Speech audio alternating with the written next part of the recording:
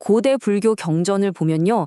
이게 종교 서적인가 싶을 정도로 아주 흥미로운 미스터리 소설 같은 이야기가 하나 나옵니다. 한 제자가 절체절명의 위기에 빠지는 걸로 시작해서 우리 존재의 가장 근본적인 질문까지 파고드는 이야기인데요. 자, 오늘 저와 함께 이 심오한 수수께끼를 한번 파헤쳐 보시죠. 이야기의 주인공은 아난이라는 분입니다. 부처님의 제자 중에서 들은 건 뭐든지 다 기억할 정도로 한마디로 천재였죠.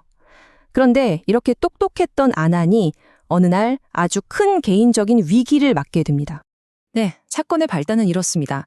아난이 길에서 탁발을 하다가 한 여인의 강력한 주술에 걸려서 그만 유혹에 빠져버린 거예요.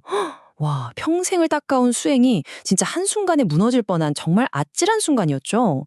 부처님이 다행히 이걸 신통력으로 아시고 문수보살을 보내서 그를 구해냅니다. 휴, 그런데 진짜 문제는 이제부터 시작이에요. 아니, 그렇게 총명한 아난이 왜 이렇게 쉽게 유혹에 흔들렸을까요? 경전은 딱 짚어서 말합니다. 바로 자기 마음의 본질이 뭔지, 그 마음이 어디에 있는지 몰랐기 때문이라고요. 아난이 겪은 이 사건은요, 그냥 개인의 실수, 해프닝 이런 게 아니었습니다. 이건 사실 모든 인간이 겪는 아주 근본적인 문제를 보여주는 거였죠.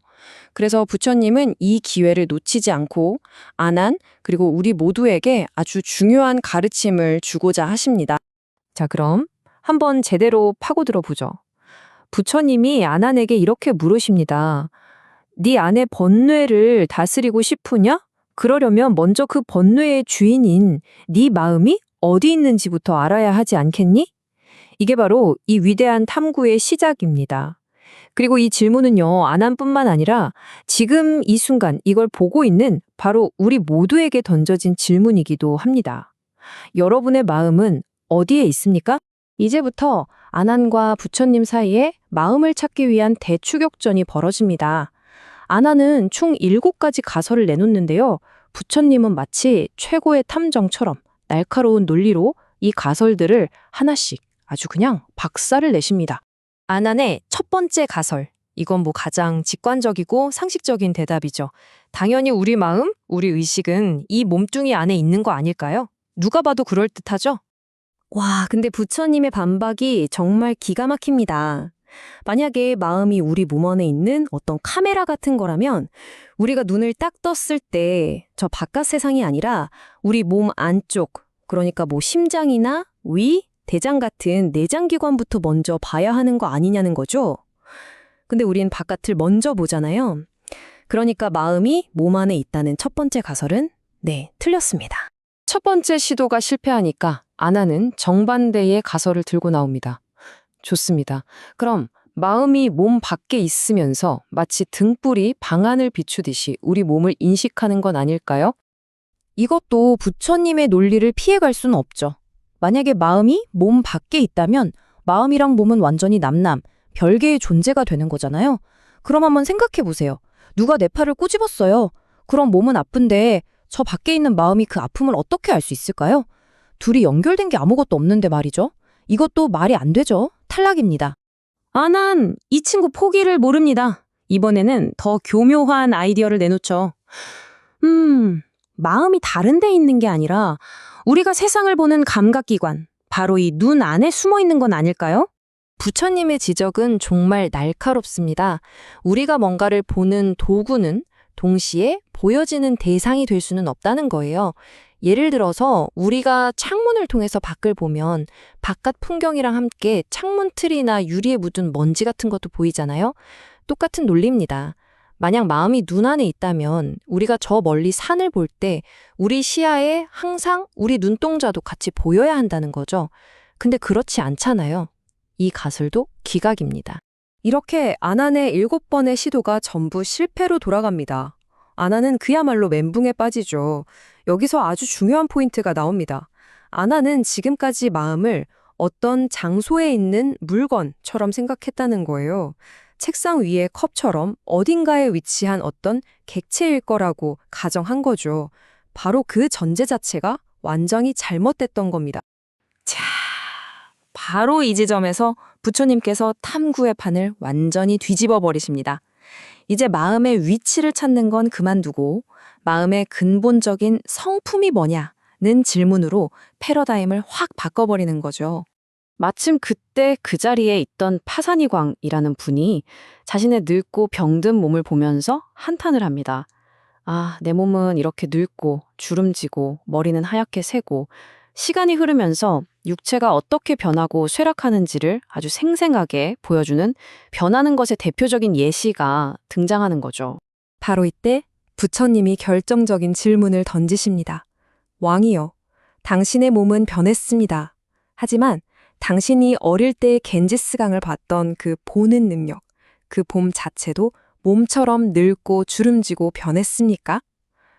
육체와 그 육체의 변화를 지켜보는 인식의 주체를 명확하게 구분하는 질문이죠. 이 질문의 왕은 충격을 받으면서 깨닫습니다.